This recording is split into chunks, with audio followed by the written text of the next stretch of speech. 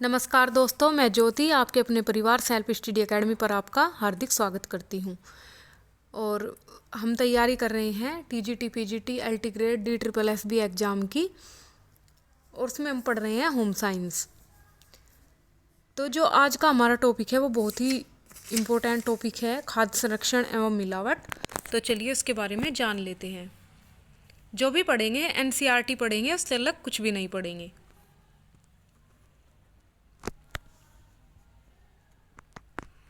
सबसे पहले देख लेते हैं खाद्य संरक्षण एवं मिलावट। खाद्य संरक्षण एवं मिलावट, तो इसमें क्या आ जाता है?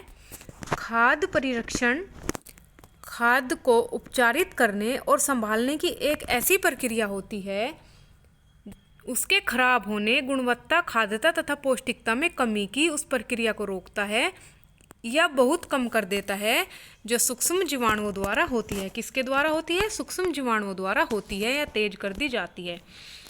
सिंपल सी लैंग्वेज में इसको समझ लेंगे कि खाद्य परिरक्षण एक ऐसी प्रक्रिया होती है जिसमें हम खाद्य पदार्थ को बचा लेते हैं खराब होने से, ताकि जब हमें ज़रूरत पड़े तो हम उसका उपयोग अच्छे से कर सकें, उस वस्तु की हमें कमी ना हो। इसको देख लेते हैं कि इसको हम कैसे कैसे सुरक्षित कर सकते हैं।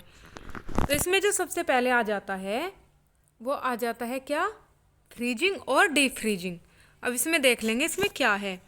दोनों ही संरक्षण के सबसे प्रभावी तरीके और ऐसी तकनीकें हैं जो उत्पाद के ऑर्गेनोलेप्टिक और पोषण गुणों को कम से कम परिवर्तित करती है। इस तरह दोनों भोजन को लंबे समय तक, कुछ परिस्थितियों में कई वर्षों तक संरक्षित रखने की अनुमति देते हैं। यानी कि या तो फ्रीजिंग कर लेंगे या फिर डीप फ्रीजिंग कर लेंगे। दोनों से ही क्या करेंगे? दोनों से ही हम अपनी वस्तु का संरक्षण कर लेंगे। ये ऐसी तकनीकें हैं जो उत्पाद को बचा लेती हैं खराब होने से, ताकि जब हमें ज़रूरत पड़े तब हम उसका उपयोग कर सकें। प्रत्येक वर्ष 16 अक्टूबर को विश्व खाद्य दिवस मनाया जाता है। कब मनाया जाता है?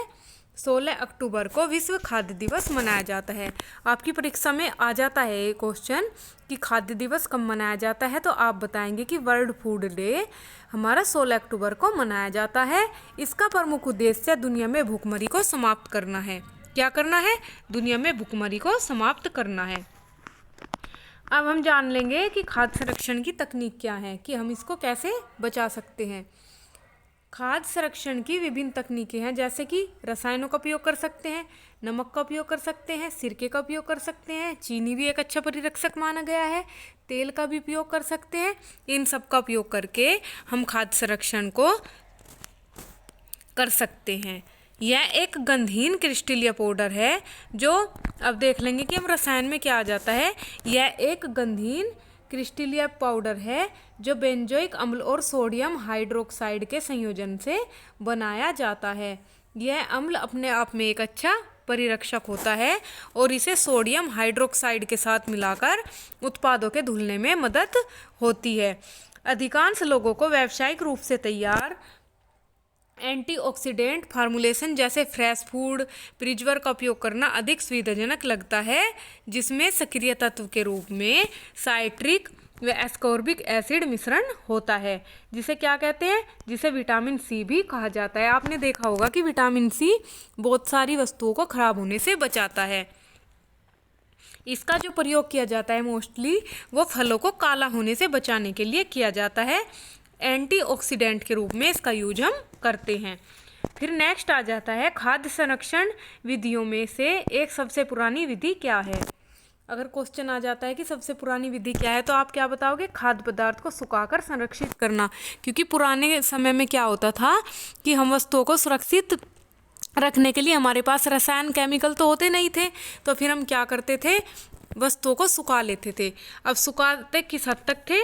जिससे उसमें पानी की गतिविधि पर्याप्त मात्रा में कम हो जाए, जिससे बैक्टीरिया का डेवलपमेंट कम हो जाता है। यानी कि जो उसमें बैक्टीरिया होते हैं उनका विकास नहीं हो पाता, या फिर विकास होता है तो फिर इतनी देर से होता है कि हमारी वस्तु खराब नहीं होती। तो सुखाने की इस प्रक्रिया में क्या होता है? वस्तु का वजन भी घटता है, क्योंकि जब वस्तु में पानी होगा तो क्या होगा? उसके भार में वृद्धि होगी। जब पानी सूख जाएगा तो क्या होगा? भार की वृद्धि जो होगी वो कम हो जाएगी। वैसा रासायनिक पदार्थ जो भोजन को एंजाइम व बैक्टीरिया से मुक्त कर मनुष्य के खाने योग्य रखता है, वो क्या कहलाता है? खाद्य संरक्षक कहलाता है। क्योंकि वस्तुओं को सुरक्षित रखेगा तो, सुरक्षा करेगा तो क्या कहलाएगा? संरक्षक कहलाएगा। जैसे इसमें क्या क्या आ जाता है? सोडियम बेंजोएट आ जाता है, एस्कॉर्बिक अम्ल आ जाता है और इसके लवण इसमें आ जाते हैं। नमक, शहद और कुछ फल खाद्य पदार्थों को खराब होने से बचाने के लिए अच्छे हैं। ये प्राकृतिक परिरक्षक होते हैं जो हानिकारक कीटाणुओं को पनपने से रोकते हैं। आपने देखा होगा कि जब हम अचार वगैरह को सुरक्षित करते हैं तो क्या डालते हैं? नमक भी डालते हैं, एस्कॉर्बिक एसिड यानी कि विटामिन सी भी डालते हैं, और चीनी भी एक अच्छा परिरक्षक माना गया है क्योंकि उससे भी हमारी वस्तुएं बच जाती हैं। तो फिर क्या होता है? ऐसे ही शहद भी होता है जो कीटाणुओं को पनपने से रोकता है। अब देख लेंगे हम कि खाद्य सुरक्षा क्यों जरूरी है। खाद्य सुरक्षा की जरूरत कई उद्देश्यों की पूर्ति के लिए होती है। सबसे प्रमुख उद्देश्य होता है इसमें क्या? कि किसी भी व्यक्ति को खाली पेट न सोना पड़े, क्योंकि ऐसा होता है ना कि जब वस्तुएं लंबे समय तक सुरक्षित रहेंगी तो हमारे पास खाने के सामानों की कमी नहीं होगी, यानी कि भोजन की कमी नहीं होगी, और जब कमी नहीं होगी तो किसी भी व्यक्ति को खाली पेट नहीं सोना पड़ेगा। इसका दूसरा प्रमुख उद्देश्य है प्राकृतिक आपदा। आपने देखा होगा कई जगह पर क्या होता है कि कई बार होता है कि भौगोलिक घटनाएं हो जाती हैं, जैसे कि बाढ़ आ जाती है, आंधी आ जाती है, तूफान आ जाता है। तो इस स्थिति में कई स्थानों पर खाद्यान्न की कमी हो जाती है, और जब कमी हो जाती है तो क्या होता है? लोग भूखे रह जाते हैं। तो इस स्थिति में एक स्थान से दूसरे स्थान पर खाद्य वस्तुएं वितरित की जाती हैं। तो कैसे वितरित करेंगे? जब हमारे पास अधिशेष खाद्य पदार्थ होगा तभी तो वितरित करेंगे। जब हमारे पास अपने लिए नहीं होगा तो हम दूसरों को कहाँ से देंगे? और एक्स्ट्रा रखने के लिए हमें क्या करना पड़ेगा? खाद्य पदार्थों की सुरक्षा करनी पड़ेगी, ताकि जब ऐसी स्थिति आए तो हम दूसरों की भी मदद कर सकें और अपने लिए भी संरक्षित कर सकें। खाद्य संरक्षित खाद्य पदार्थों के उदाहरणों में उचित रूप से तैयार किए गए प्रशिक्षित जमे हुए डिब्बाबंद और सूखे उत्पाद शामिल हैं। खाद्य संरक्षण का प्राथमिक उद्देश्य भोजन को उपयोग होने तक खराब होने से बचाना है। ये सब सिंपल सी लैंग्वेज है। कैसे बचाना है? कि जब तक हमें उसकी ज़रूरत हो तब तक हमारे पास हमारा भोजन सुरक्षित रहे, खराब ना हो, तो इसको कहते हैं हम खाद्य संरक्षण। ये हमने पढ़ लिया कि सुखाकर उसको अच्छी तरह संरक्षित कर सकते हैं। खाद्य संरक्षण के बाद अब हम देख लेंगे कि मिलावट क्या होती है, कि खाद्य मिलावट क्या होती है। खाद्य पदार्थों में मिलावट से तात्पर्य है किसी भी पदार्थ को घटाया या बढ़ाया जा सकता है जिससे खाद्य पदार्थ की प्राकृतिक संरचना एवं गुणवत्ता प्रभावित होती है। तो क्या होता है? उसे मिलावट कहते हैं। यह मिलावट जाने अनजाने में भी की जाती है और आर्थिक लाभ के लिए भी की जाती है। मिलावट के दो प्रकार होते हैं। परीक्षा में आ जाता है कि कितने मिलावट के प्रकार होते हैं, तो आप बताओगे कि मिलावट के दो प्रकार होते हैं। सबसे पहला होता है उद्देश्यपूर्ण मिलावट, उसके बाद आ जाता है आपातिक मिलावट। अब इनको हम डिटेल में जान लेंगे कि उद्देश्यपूर्ण मिलावट में क्या आ जाता है। उद्देश्यपूर्ण मिलावट जो होती है वो विक्रेता द्वारा जानबूझकर की जाती है। इसमें विक्रेता जो होता है वो ज़्यादा लाभ प्राप्त करने के लिए खाद्य पदार्थों में कोई सस्ता सामान मिला देता है, यानी कि ऐसा सामान मिला देता है कि उसकी प्रकृति भी ऐसी हो, मिलती जुलती सी। जैसे कि काली मिर्च में पपीते के बीज, क्योंकि दिखने में तो दोनों सेम सेम होते हैं, तो क्या होता है? ऐसा पदार्थ मिला देता है जो उससे बिल्कुल अलग होता है, डिफरेंट होता है, जो जरूरी नहीं कि एक खाद्य पदार्थ से हो, वो कोई हानिकारक पदार्थ भी हो सकता है। जैसे कि आपने देखा होगा कि जब आप अनाज या दाल खरीदते हैं तो आपको उसमें कंकड़ दिखाई देती हैं, पत्थर मिला दिए जाते हैं, दूध में से क्रीम निकाल ली जाती है, पाउडर मिला दिया जाता है, तो वे सभी इसी में ही आ जाते हैं। पाउडर मिलाना भी इसी में ही आ जाता है। इसके बाद आ जाता है आपातिक मिलावट।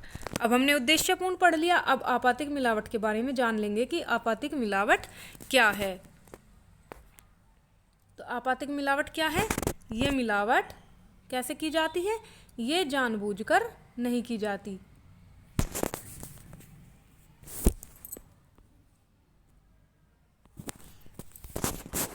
ये मिलावट जानबूझकर नहीं की जाती है। कैसे की जाती है?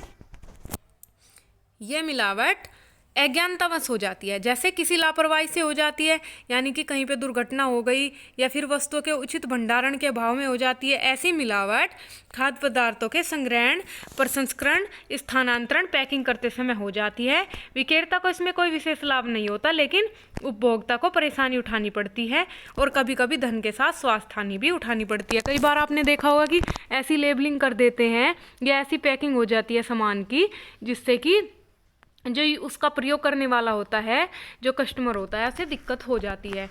अब कई बार आपने देखा होगा कि क्वेश्चन आ जाता है कि आहार या मिलावट क्या है। अब इसको भी समझ लेंगे। यदि कोई दुकानदार ग्राहक की मांग के अनुसार क्या करता है, गुणवत्ता वाला भोज्य पदार्थ देने में अक्षम हो और किसी खाद्य पदार्थ से उसके अभिन्न पदार्थों के अतिरिक्त किसी अन्य पदार्थ की उपस्थिति उस खाद्य पदार्थ को मिलावटी बना देती है। इसके अतिरिक्त मानक स्तर से कम स्तर वाला भोज्य पदार्थ भी अपमिश्रित माना जाता है, यानी कि वो भी मिलावट में ही आ जाता है। खाद्य सुरक्षा विभाग की ओर से एक नंबर जारी किया गया है, उसमें लिखा गया है कि आम लोग खाद्य पदार्थों में मिलावट की शिकायत उस नंबर पर कर सकते हैं जिससे कि समय पर एक्शन लिया जा सके। वो नंबर क्या है? 1800113921 ये नंबर है। इस पर आप खाद्य सुरक्षा विभाग की ओर से अपनी शिकायत खाद्य सुरक्षा विभाग में कर सकते हैं। खाद्य सुरक्षा विभाग की ओर से नंबर आपको दिया गया है। आजकल बाजार में प्रत्येक वस्तु में मिलावट की जा रही है। आपने देखा होगा कि जब त्योहारों का सीजन आता है तो क्या होता है, मिलावट की मात्रा बढ़ा दी जाती है।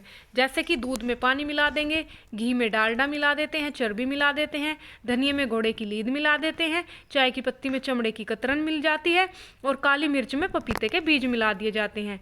मसालों में पत्थर, चूना, रसायनों का यूज करके सिंथेटिक दूध, घी, मावा, अन्य पदार्थ तैयार किए जाते हैं। हल्दी में पीला कलर मिला देते हैं, लाल मिर्च में लाल कलर, पीसी लाल ईंट का चूरा मिला देते हैं। इस प्रकार के पदार्थ मिलाकर स्वास्थ्य के साथ खिलवाड़ होता है। त्योहारों के सीजन में ये कार्य अत्यंत तीव्र गति से होता है। सरकार इसको बंद करने के लिए प्रयास कर रही है। हम सभी को भी इसके लिए जागरूक रहना होगा, क्योंकि जागरूक रहेंगे तभी ये मिलावट बंद होगी और क्या होगा, हमारा स्वास्थ्य उत्तम बना रहेगा। तो आज के लिए बस इतना ही। वीडियो को ज़्यादा से ज़्यादा लाइक और शेयर कीजिए, चैनल को सब्सक्राइब कीजिए। कोई भी प्रॉब्लम हो तो कमेंट बॉक्स में कमेंट कीजिए। धन्यवाद।